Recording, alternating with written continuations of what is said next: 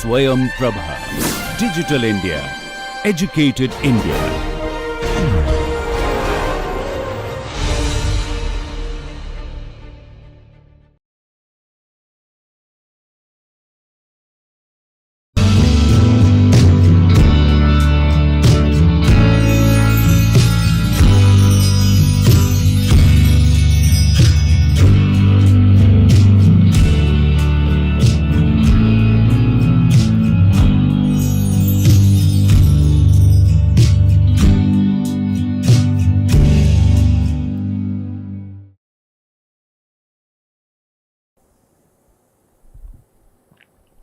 Hello and welcome to lecture 19 of the NPTEL MOOCs course on economic growth and development. In today's class, we will continue with our previous discussion on measuring human development index. In the last class, we saw how the first ever human development index was computed based upon the definitions and the explanations of the human development concept that was given in the Human Development Report of 1990. In this class, we will see how the computation of Human Development Index itself has changed over a period of time starting from the 1990s, 1991 onwards, and how the concept has evolved, or the index computation has evolved over a period of time. So we will be looking at the list of indicators that have changed since 1990 and the method of computation of HDI that has changed since 1990. Before we do that, let me also inform you a few things about a development index. Since we are looking at a human development index here and going by the definitions provided by sense capability approach, we know that human development here largely refers to expansion of human choices or enlargement of human choices and social opportunities and so on, which means that a development index encompasses a lot of achievements to lead a good human life. So in that sense, there are various indicators that can ideally be a part of a development index, but sometimes it is not entirely desirable to include a lot of variables, because when we are including new variables to the existing development index, the significance of the previous indicators diminish, and then that may not be highly permissible as far as what we want the human development index to reflect. So in that sense, the human development reports follow a two-tiered approach of presenting their results with respect to human development. The first thing that they do is to provide a list of all the achievements. They provide an overall profile of the relevant information with regard to the respective roles which are analyzed in different reports, which is why different reports have different themes and they are structured thematically. So which means that a certain, as I had shown in one of the earlier classes, that different HDRs follow different themes. So in one of the years, the focus may largely be on sustainable development and how economies have been developing or not developing sustainably. In some other report, the focus may be on human rights. On one report, the focus may be on gender issues and so on. The second way of reporting of the HDRs is to focus on the Human Development Index. And the Human Development Index, as I have already mentioned, is a summary statistic, is a summary index of three important dimensions or domains of human development. But one of the reasons why the Human Development Index became very important was the easy communicability that it provided with respect to how countries have been developing. Now, in the last class, we looked at the computation of the HDI of 1990. There were basically three steps in the computation of the HDI.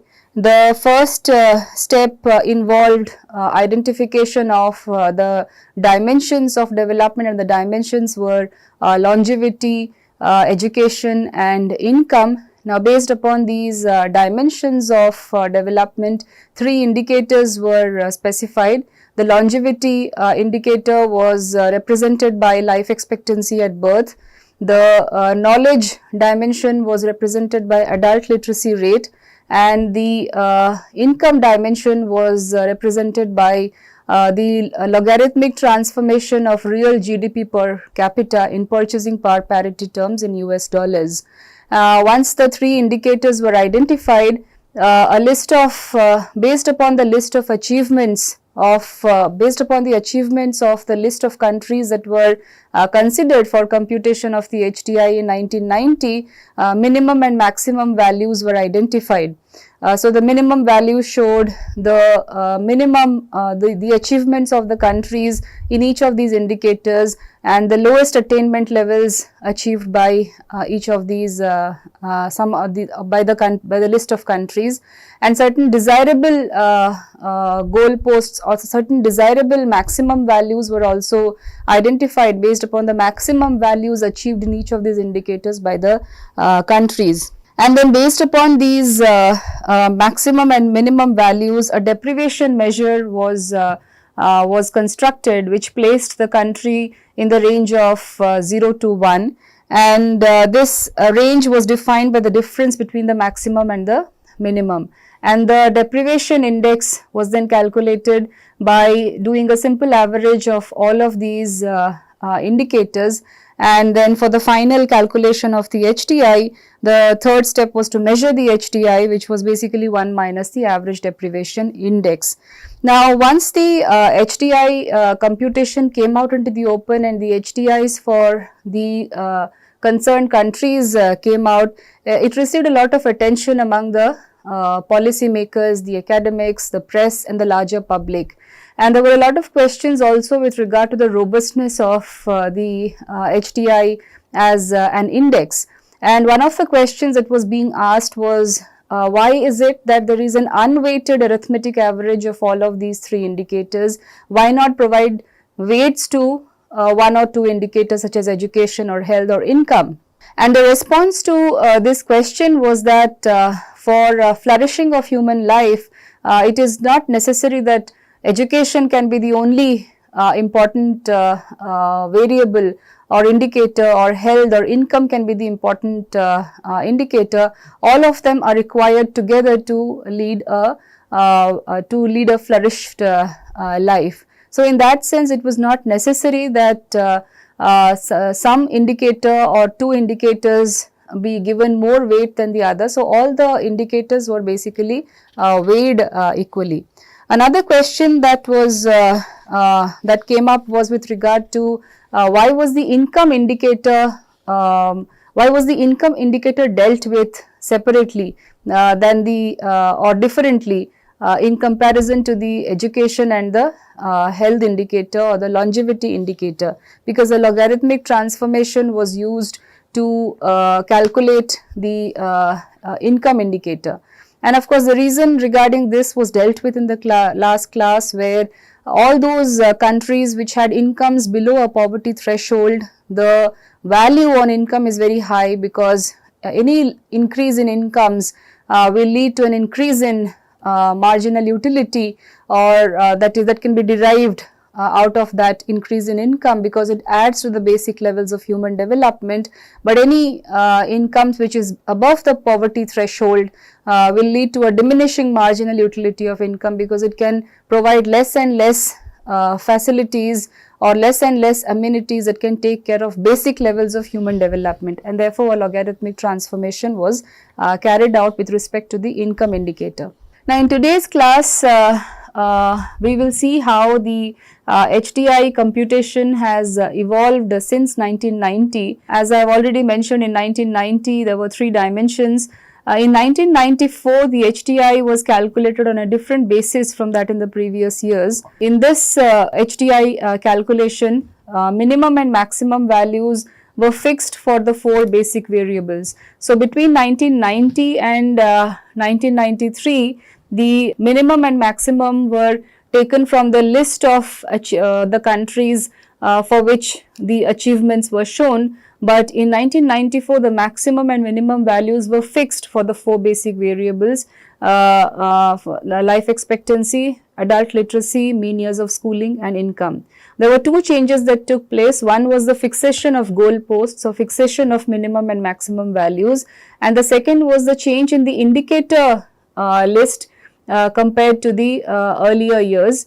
In HTI 1994, along with adult literacy rate, mean years of schooling was introduced, and while computing the education attainment indicator, adult literacy was given a weight of 2/3 and mean years of schooling was given a weight of 1/3 for being able to compute the education index or the education indicator. One of the reasons why the adult literacy rate was given a 2/3 weight was basically to show the importance of being literate and educated, the working age population being literate and educated, such that they can add to capital formation within the economy, or that can also lead to higher levels of human development achievement if the productive workforce within the country is highly educated, or is educated enough to be able to make a difference to their daily standards of living. The income minimum and maximum were fixed at $40,000 US and $200 US. For income, the threshold value was taken to be the global average real GDP per capita of $5,120. That was the global average that was taken, and multiple of income beyond the threshold were discounted using a progressively higher rate.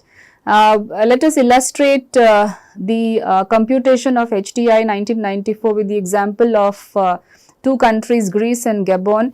Greece here is an industrial country, is an advanced country, and Gabon is a developing country. These are the actual estimates for life expectancy, adult literacy, mean years of schooling and income for Greece and Gabon. 77.3, 52.9 in terms of life expectancy, huge difference. Adult literacy 93.8 in Greece, 62.5 Gabon. Mean years of schooling 7 for Greece and 2.6 for Gabon. And the incomes, this is the real GDP per capita in purchasing power parity. The income of Greece almost being the double of Gabon. Now these are the dimensions.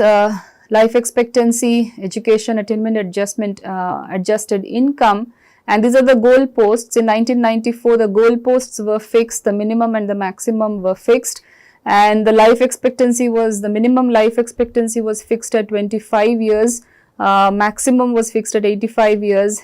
Adult literacy, minimum 0%, goal post maximum 100%, mean years of schooling minimum 0, and maximum 15 years, which means that the 15 years of schooling shows that an individual should have completed at least high school, at least secondary school education. And adjusted income, the minimum was fixed at $200 US and the goal post maximum was 5,385, which is basically a discounted using a progressively higher rate. And for income, as I have already mentioned, the threshold value was taken to be the global average real GDP per capita, $5,120. Now let us look at the calculation of the individual indices first. For life expectancy, the actual estimate for Greece was 77.3. So that is actual minus the minimum divided by maximum minus minimum. Note this difference in formula used in 1994 compared to that which was used in 1990, where the formula that was used was maximum minus the actual divided by maximum minus minimum. So here the actual minus the minimum divided by maximum minus minimum, that gives the life expectancy value of 0.872. So this is actual minus the minimum divided by maximum value minus the minimum. Similarly, for Gabon, the life expectancy value came out to be 0.465. Gabon's estimate for life expectancy being 52.9 and the maximum and the minimum being 85 and 25. The adult literacy rate was similarly computed. For Greece, the adult literacy rate being 93.8 and for Gabon 62.5. So 0.938 and 0.625. So these are the individual indices. So this is the life expectancy index, the adult literacy index, the mean years of schooling index. Similarly, the minimum mean years of schooling index was calculated for Greece 7 years, Gabon 2.6 years, the minimum being 0 and the maximum being 15. So accordingly, we get 0.467 and 0.173.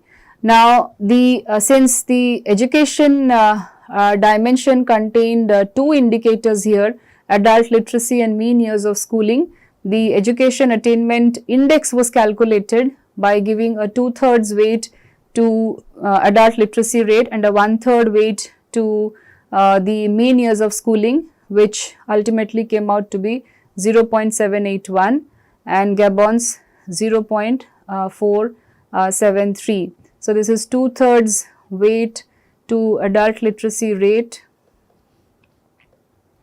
This calculation is based upon giving 2/3 weight to adult literacy rate and 1/3 to the mean years of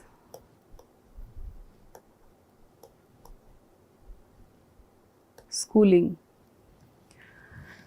The adjusted income, Greece's income is above the threshold. If you look at Greece's income, which is 7,680, whereas the threshold income is 5,120. This is the poverty line threshold income, and this is the adjusted income, maximum adjusted income.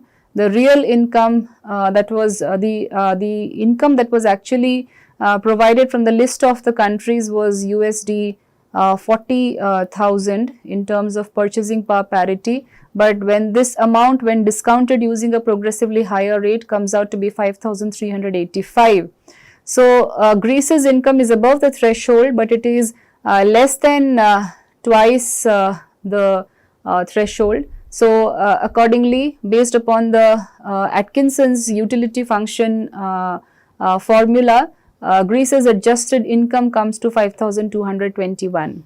Gabon's income is much below the threshold, 3,498, and so to calculate the distance for income, we use the maximum adjusted income and the minimum. So the index comes out to be for Greece 5,221 minus the minimum, which is 200, divided by maximum minus minimum, that comes to 0.968, and for Gabon 0.636. Now, once the individual indices have been computed, so this is X1, this is X2, taking adult literacy and mean years of schooling together, and this is X3, the adjusted income. So we have the indexed life expectancy, indexed educational attainment, indexed adjusted income, which is then summed up, which comes to about 2.621, and the HTI is basically the summation, the summation of all the indices x1, x2, x3 divided by 3, which is basically the taking an average or arithmetic mean of all of these indexed life expectancy, educational attainment and adjusted income, and this is the final HTI computation.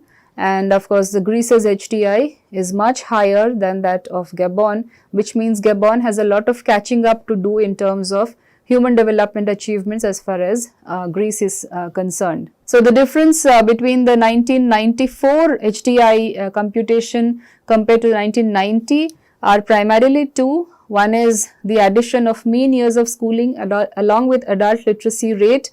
Second is fixation of goalposts, minimum and maximum goalposts, and then following a similar kind of a methodology for calculation of individual indices based upon the individual dimensions. The dimension of educational attainment gives a 2/3 weight to adult literacy and a 1/3 weight to mean years of schooling, and then adjusted income, and then a final HTI by construction of HTI, which is based upon a simple arithmetic mean of the three indices constructed. So in 1994 there was a change in the indicator. Another change came about in dimensions and indicators, particularly not in dimensions, in 1995, and this change in indicators continued from 1995 to 2009. If you see the dimension, long and healthy life, knowledge and decent standard of living, it continues to be the same till the recent HDR. In the first 1990 HDR, this was referred to as longevity. Knowledge as knowledge, and a decent standard of living dimension was referred to as command over resources. Command over resources. Over time, the dimensions have remained more or less the same. However, to increase the robustness of the HDI as to how representative it can be based upon the real availability of data across countries, some of the indicators have undergone a change, and the next change came about in 1995. So, the indicator that was added in 1995 was gross enrollment ratio in place of mean years of schooling. And one of the reasons for including gross enrollment ratio was that the difficulties in availability of mean years of schooling data from different countries, because different countries have different school going age for different children, and therefore it led to some kind of a mismatch as far as the different countries are concerned, A. And B, there was also problems with regard to availability of data of mean years of schooling, and therefore the enrollment ratio was considered. In the end of this class, I will give you small definitions of what do these indicators mean, but let us first do away with the computation, the formulas for the computation of the HDI that has undergone a change since the first HDR of 1990. So, there are again similar kinds of steps as followed in the earlier HDRs. First, we specify or identify the indicators and the actual values of each of these indicators, and then followed by a dimension index. So, life expectancy index, education index and the GDP index. The weighting formula is just the same for adult literacy rate and GER, or gross enrollment ratio. So, this is 2/3 weight and this is 1/3 weight, and then again all of these individual dimension indices are averaged out, or there is a simple arithmetic mean average followed to come up with a human development index. We will also look at a small illustration based upon this change of formula here. So, these are the list of dimensions and indicators. The goalposts remained the same. There was no change in the goalposts, and the goalposts remained the same from 1995 to 1999. The only change here is the combined enrollment ratio, and the goalpost was 0% and 100% here. So, these are the reasons for the revision in 1995. The variable of mean years of schooling was replaced by the combined primary, secondary and tertiary enrollment ratios, mainly because the formula for calculating mean years of schooling is complex and has enormous data requirements, and data on mean years of schooling are not provided by any UN agency or international organization. So, as a result, estimates have to be used which are not always acceptable, which means that the mean years of schooling, since it was not available for many of the countries, it was replaced with some other data which may lead to errors subsequently. Therefore, the combined enrollment ratio seemed to overcome both of these problems, and it shows the stock of literacy which is quite easily for those under age 24. And it is based on the work of UNESCO, which is one of the important sources for churning out very reliable statistical data. The other change that happened in 1995 was revising the minimum value of income downwards from $200 US to $100 US. And there was a significant reason why this revision was made. This revision was made because in the construction of the gender related development index for different countries, the minimum observed value of female income came out to be $100 US, and therefore that was used as a lower goal post. And it is necessary to use this fixed minimum for construction of the overall HDI to maintain consistency between the construction of HDI and that of the GDI, and to ensure comparability between the two indices. So, in 1995, if you remember from the last class, I had shown you a an Excel sheet which showed the computation of different indices over the years, over the human development reports that were published in different years. And you would see that in 1995, two new measures were introduced, which we will do in the next class, the Gender Development Index and the Gender Empowerment Measure. Although male-female achievement differences or gender differences was being dealt with in some ways in the earlier reports, however, an index was not attempted between 1990 and 1994. So, in 1995, for the first time, data on male and female achievements was collected separately, and then the Gender Development Index and the Gender Empowerment Measure were constructed. And since the data was collected, it very clearly showed that the wage rates or income levels achieved by women are much lower compared to the wage rates of their male counterparts, and therefore that had to be incorporated into the data analysis so that the HDI and the GDI and the GEM all become comparable. I also have a few definitions of all of these indices towards the end of today's lecture, which will come in some time. So, as an illustration, let us look at computation of HDI between 2000 and 2009. So, this is the index. The index is calculated by this formula: actual value minus the minimum value divided by maximum minus minimum. And here Ireland is an advanced country, and this is Vietnam. This is Vietnam, which is a developing country, and the life expectancy, adult literacy, gross enrollment ratio and income data are given as such. So, we first calculate the life expectancy index going by this formula: actual minus minimum divided by maximum minus minimum. So, we have 0.8 and 0.713. Similarly, an index is calculated for adult literacy.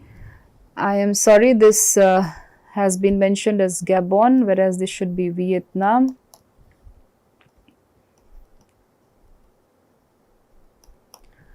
Similarly, combined primary, secondary, tertiary enrollment ratio, and the education attainment is calculated by giving 2/3 weight to the adult literacy rate and 1/3 weight to combined primary, secondary, tertiary enrollment ratio, and this is the education index. These are the two education indices. Similarly, the adjusted income index is calculated by the same formula. Between 2000 and 2009, there was again a logarithmic transformation of income, going by the idea that increasing income levels give rise to a diminishing marginal utility in terms of being able to provide basic standards of living or basic levels of human development. So, this is the actual value of Ireland. So, log of the income minus the minimum log of 100 divided by the log of maximum income value minus the log of 100, that comes to 0.896, and similarly for Vietnam. So, this is the income utility function, which is given by log y minus log y minimum divided by maximum minus minimum. And one of the reasons, as I have already mentioned, the treatment of income is a little more complex, because income enters into the HDI as a surrogate for all dimensions of human development, which is not reflected in long and healthy life and in knowledge. So, in a nutshell, it is a proxy for decent standard of living, and the basic approach in the treatment of income has been driven by the fact that achieving a respectable level of human development does not require unlimited income. So, to reflect this, income is discounted in calculating the HDI according to the following formula: the utility function or income utility function as given by Atkinson. So, then based upon those individual indices, a similar method of computation of HDI, simple arithmetic mean of the indexed values of life expectancy, education attainment and incomes, and the HDI of Ireland being far better than the HDI of Vietnam. Now, from 2010 onwards, there was an important change in the calculation of in the methodology of the computation of HDI.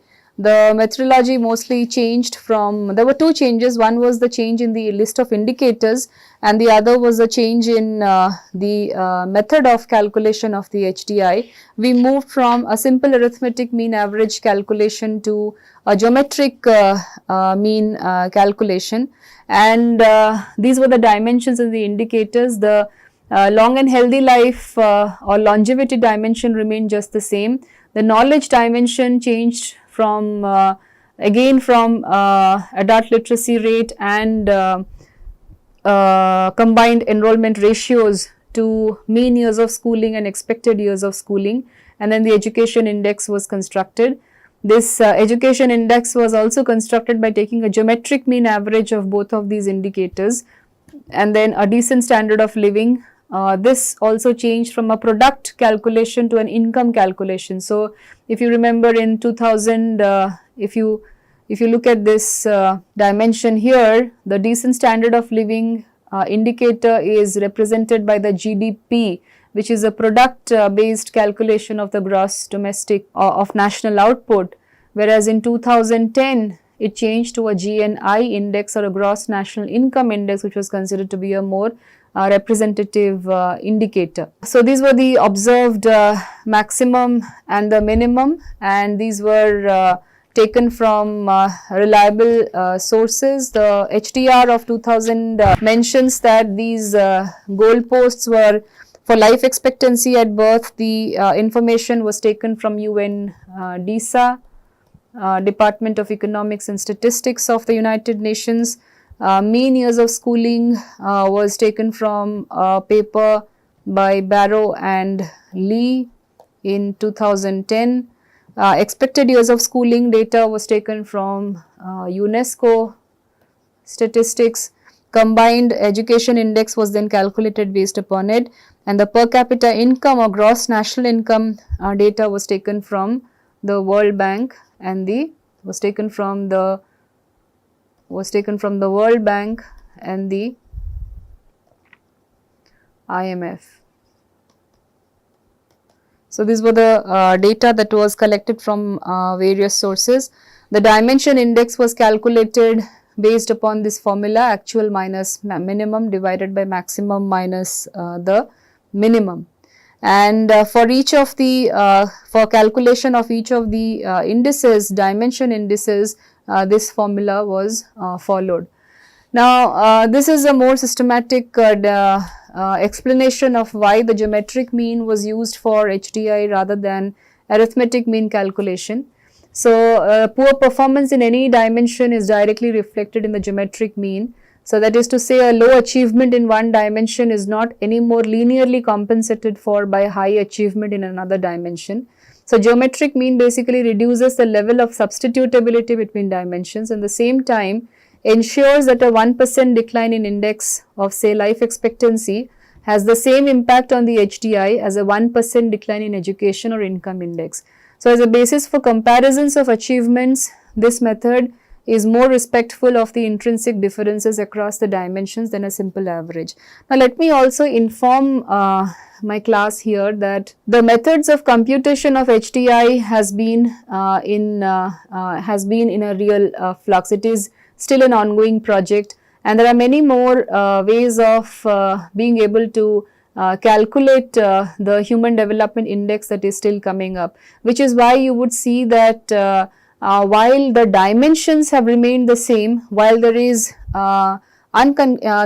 conclusive evidence with regard to the fact that the income, health and education dimension by themselves can reflect a lot about the expansion of choices that people face on an everyday basis. But there are a lot of debates, and there are a lot of inconsistencies with regard to which should be the best indicator for reflecting achievement or deprivation with regard to each of the dimensions that we are considering here. And it is important here to remember and understand that one of the reasons for publishing the Human Development Report is also for advocacy, is also for policy making. So, this is also for evidence based policy making. So, which means given the data available, given what the data is reflecting, to be able to make relevant policies that can deal with or that can take care of the deprivations that people face in different countries across the world. So, in that sense, there is it is inconclusive. The methods of computation of HDI itself is also inconclusive, although the dimensions continue to remain the same, and there is a lot of consensus with regard to the use of dimensions, but there is not much consensus with regard to the use of indicators, which is why there is a lot of change in the indicators used over the years. So, this is an illustration for computing the HDI based upon the 2010 indicator. Here I have taken the example of China. The index is calculated as such, as we have been seeing. The actual estimates of life expectancy, mean years of schooling, expected years of schooling and income is as follows. For China, 73.5, 7.5 mean years of schooling, expected years of schooling 11.4 and income 7,263. So, the life expectancy index is calculated as follows: actual minus minimum divided by 83.2 minus 20. You would see that the life expectancy has also been brought down compared to 2009, where it was 25 years. It has been brought down to 20 years now. So, the index shows 0.847. Similarly, the mean years of schooling index has been calculated. So, this is this is for China here, 7.5 divided by 13.2 minus the minimum 0.568. Expected years of schooling is 0.553, and then the education index is basically the geometric mean of both of these indicators, and then that is then transformed into this index value by using the same formula. Actual value, the geometric mean value is the actual value of the index minus minimum divided by maximum minus the minimum, which comes out to be 0.589. The income index, there is a logarithmic transformation of the income. The goalposts have changed now. The goalposts in 2010, because it is based upon the actual achievements of the countries which have been considered. You must be informed here that in 2010, the numbers of countries for which rankings of HDI are being, rankings based on HDI are being done has increased, and therefore the goalposts have also changed. So, the goalposts have changed in 2010, and based upon the logarithmic transformation of income, the income index is calculated, and then finally based upon the individual indices, the final HDI is calculated by taking a geometric mean of all of these indicators, which comes out to be 0.663. So, between 2009 and 2010, the HDI computation changed from being calculated in terms of a simple arithmetic mean to a geometric mean calculation. This is how the computation of HDI evolved since 1990, and till the recent HDR, the formula that was followed in 2010 is still being followed. However, there have been a number of additions in terms of indices to different HDRs between 1990 and 2016, and that is what I had shown you in the last class as to when the human poverty index, indices such as human poverty index, the gender development index, the gender empowerment measure, or the multidimensional poverty index and so on have been included. Now, just to give you a sense of what are the indicators that are being considered, you would see that there are more or less similar indicators that are being considered for each of these indices. However, there are with slight differences across the indices. However, all of these indicators together go a long way in trying to explain the levels of human development within countries as compared to the 1970s and the 1980s, when there was an overwhelming focus on the indicator of income. So, the HDI, as we have, this is being shown on your slide now, the HDI, as we have seen, had the dimensions continue to be the same for each of these indices. So, you have HDI, GDI, HP1, HPI1 and HPI2. So, this is Human Poverty Index 1 and Human Poverty Index 2. Notice that the dimensions are the same for each of these indices, but the indicators are different for each of these indices. So it makes sense to take different indicators, and it also takes care of the limitations of the HDI index, since one of the limitations of HDI is that it does not take into account other indicators, say for example political freedoms as one of the indicators in the HDI, because it is not possible to include these indicators for all countries, but a lot of it is compensated through the computation of various associated indices, which can go a long way in supporting the HDI to be able to give us more conclusive evidence of human development in different countries. So the longevity indicator for GDI is female and male life expectancy at birth. It basically tells us what is the difference in life expectancy at birth of a female with respect to the male counterpart. Knowledge, female and male adult literacy rates, and female and male combined enrollment ratios. For decent standard of living, female and male per capita incomes based on female and male earned income shares.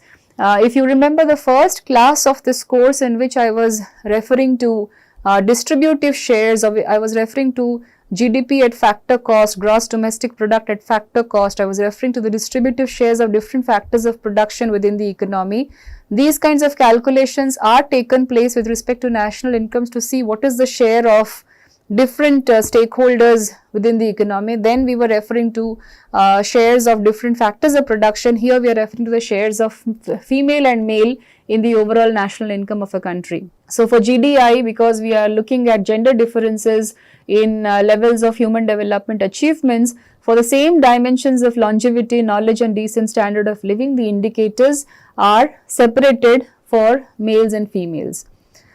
HPI1 is a human poverty index which is calculated for developing countries, and they are done separately for so which is why you have HPI1 and HPI2. It is done separately for developing and developed countries, because the requirements of the developed and the developing countries are of course very different. The data available for both these sets of countries are also very different. Therefore, it makes sense to separate them out. So, for the longevity indicator dimension, the indicator considered for HPI1 was probability at birth of not surviving to age 40. So, basically the numbers of people who have survived till the age of 40 or who have not survived till the age of 40, that is a severe deprivation. If individuals within a country are not able to reach the age of 40, then they will not be able to partake in various kinds of activities that they can be engaged in for a flourished human life. So, probability at birth of not surviving till the age of 40 can be a serious deprivation in the developing countries. So, that's the longevity indicator. The knowledge indicator is adult illiteracy rate. If you notice here, for measuring achievements, the indicator taken is adult literacy rate. But here this is one way of for measuring deprivation. It is equally important to measure deprivation as we are measuring achievements. Measuring achievements gives a more optimistic view of how far we have reached in terms of the human development goals. That says how much we have already achieved. But measuring deprivation also tells us that how many of us have been left behind in terms of the basic levels of human development. So, adult illiteracy rate is a very significant indicator in terms of the amount of deprivation that exists. Decent standard of living also measures deprivation in economic provisioning, and it is measured in three dimensions: percentage of people without access to safe water, percentage of people without access to health services, and percentage of children under 5 who are underweight. So, notice that these indicators which also reflect severe deprivation in the developing countries, which are not being included in HDI, which is a more comprehensive development index, which is calculated based upon data, common data available across countries for comparability of countries, and the limitations of that exercise is being compensated by the computation of indices such as the HPI1. Similarly, HPI2, which is computed for the industrialized countries, longevity indicator is probability at birth of not surviving to age 60, which is slightly higher for the industrialized countries. The knowledge indicator has adult functional illiteracy rate. Now, the term functional here is interesting. This basically means that it is trying to measure the education skills of people within a country who can be able to write a simple statement about their everyday life with some understanding. So that tells us how people can be engaged in leading an active work life in their own countries. So in that sense, it is functional. Whether an individual who has been sufficiently educated is able to lead a meaningful life on an everyday basis. So adult functional illiteracy rate tells us what is the level of deprivation. In HPI2, the decent standard of living is computed based upon percentage of people living below the income poverty line, which is the 50% of median disposable household income. So the disposable household income for the industrialized countries or advanced countries are calculated, and all those households which are receiving less than 50% of the median disposable income will be considered as below the poverty threshold, and therefore they will not be able to live a decent standard of living. In HPI2, a fourth dimension has been added, which is called participation or exclusion or social exclusion. So that basically tells us about the long-term unemployment rates amounting to 12 months or more that will basically exclude those individuals from being able to avail the basic amenities of life. So these are some of the important indices which were calculated in the successive HDRs starting from 1995. In the next class, we will look at the computations of the GDI, HPI and the HPI2. There was also the gender empowerment measure along with GDI, which tells us how much women are participating in political life and because that has an important influence on what decisions are taken with respect to women in respective countries. These are certain definitions of the indices. To give you a more systematic, we have already seen the computation of the HDI, but if one has to give a definition of what is an HDI, this is a more systematic definition of HDI. It measures the achievements of average achievements in a country in the basic dimensions of human development, long and healthy life, knowledge and decent standard of living. It's a composite index and it contains three variables: life expectancy at birth, educational attainment in terms of adult literacy and combined gross primary, secondary and tertiary enrollment ratio, later mean years of schooling and expected years of schooling, and GDP per capita, later GNI per capita. Income enters the HDI as a proxy for a decent standard of living and as a surrogate for all human choices not reflected in the other two dimensions. The Gender-Related Development Index measures the achievements in the same dimensions as the HDI, but takes into account inequality in achievements between women and men. So, greater is the gender disparity in basic human development, lower is a country's GDI compared with its HDI. So, GDI is simply the HDI discounted or adjusted downwards for gender inequality. So, it is expected that the GDI-HDI distance should not be very high. Gender empowerment measure indicates whether women are able to actively participate in economic and political life. So, it measures gender inequality in key areas of economic and political participation and decision making. And GEM, focusing on women's opportunities in economic and political arenas, differs from GDI, which is an indicator of gender inequality in basic capabilities. So, it was important to calculate GEM along with GDI because GDI is a more passive index in that sense, because it just tells us what are the levels of achievement among women vis-a-vis that of their male counterparts. But the GEM tells us whether women are more actively involved in their economic and political life, because that leads to expansion of opportunities for women in different economic and political arenas. The Human Poverty Index, as we have just seen, measures deprivations in human development compared to HDI, which measures the achievements in human development. So while HDI measures the overall progress in country in achieving human development, HPI reflects the distribution of progress and measures the backlog of deprivation that still exists. So HPI 1 is constructed for developing countries and HPI 2 is constructed for industrialized countries.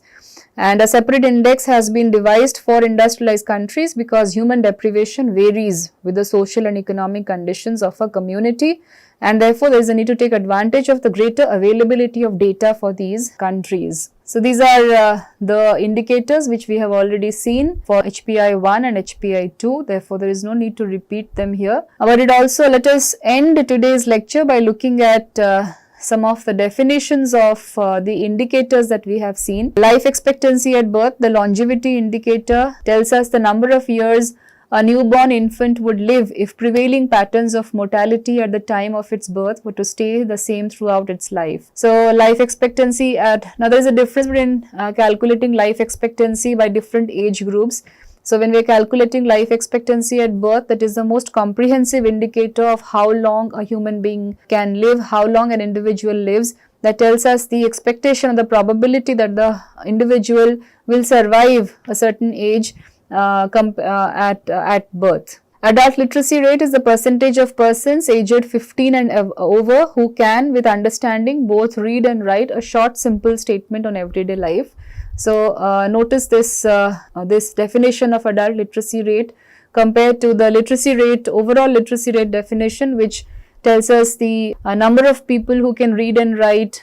For example, in India, the number of people who can read and write above the age of 7 with some understanding in any Indian language compared to the percentage of persons aged 15 and above who can, with some understanding, read and write a short simple statement on everyday life. That tells us their capability of being able to participate in everyday economic decisions, economic or social or political decisions that they are making on an everyday basis. Enrollment ratio has two concepts, the gross enrollment ratio and the net enrollment ratio. Gross enrollment ratio is the number enrolled in a level of education, whether or not they belong in the relevant age group for that level, expressed as a percentage of population in the relevant age group for that level. Net enrollment ratio is a number enrolled in a level of education who belong in the relevant age group, expressed as a percentage of the population in that age group. So to give you an example, so if in India the number of children who should get enrolled in school is age of children who should get enrolled in school is 7 and above or 6 and above, then gross enrollment ratio will include all those children enrolled in school who are 6 and above divided by the total population 6 and above. So it includes all those children enrolled in school who are 6 and above divided by total population 6 and above. If the relevant age group that should be in school is 6 and above, then this will be referred to as net enrollment ratio.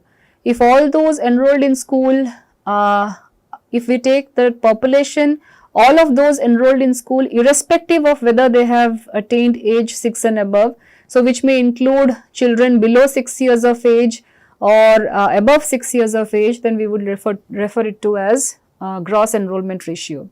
So gross enrollment ratio is the number enrolled in a level of education whether or not they belong in the relevant age group for that level, expressed as a percentage of population in the relevant age group for that level. And net enrollment is the number enrolled in a level of education who belong in the relevant age group. The indicator real GDP per capita shows us the use of official exchange rates to convert national currency figures to US dollars, and it does not attempt to measure the relative domestic purchasing powers of currencies. And this estimate real GDP per capita is based upon the UN International Comparison Project, which has developed measures of real GDP on an internationally comparable scale using purchasing power parities. Mean years of schooling refers to the average numbers of years of education received by people aged 25 years and above, and the expected years of schooling refers to number of years of schooling that a child of school entrance age can expect to receive if prevailing patterns of age specific enrollment rates persist throughout the child's life. So to end today's lecture, if I have to summarize today's lecture, we did look at the evolution of the Human Development Index or the computation of the Human Development Index. While we do understand that the concept of human development is all encompassing, it looks at opportunities and creation of capabilities, enlargement of capabilities, but measuring human development through an index or a development index is an overwhelming task. However, the HDRs, because they are also a tool in advocacy, they have taken it upon themselves to compute the HDI because it can easily communicate to the policymaker as to which are those concerned areas that requires more attention from the policymakers. So we saw how the HDI has evolved since 1990, how the dimensions have continued to remain the same, whereas because of data availability issues, the indicators have changed. The methods of calculation of HDI has also seen changes over a period of time, and there is a lack of consistency with regard to the number of indicators used. That also tells us the enormous data requirements and challenges that exist with regard to ranking and comparison of countries on the basis of the Human Development Index. We also saw some of the definitions of other indicators which have been introduced to compensate for the limitations of the HDI, which takes, while the dimensions remain the same, different indicators have been introduced to give a more comprehensive picture of how countries have progressed or have been deprived over a period of time. In the next class, we will look at the computation of the associated indices, particularly the GDI, GEM, HPI, and the multidimensional poverty index. And by the end of the next class, we will summarize the measurability of human development indices for this course, and we will also have a very brief discussion with regard to what is the significance of looking at so many different indices, and what is the way forward, and what are the recent experiments that are being carried out with regard to calculation of indices. See you in the next class. Thank you.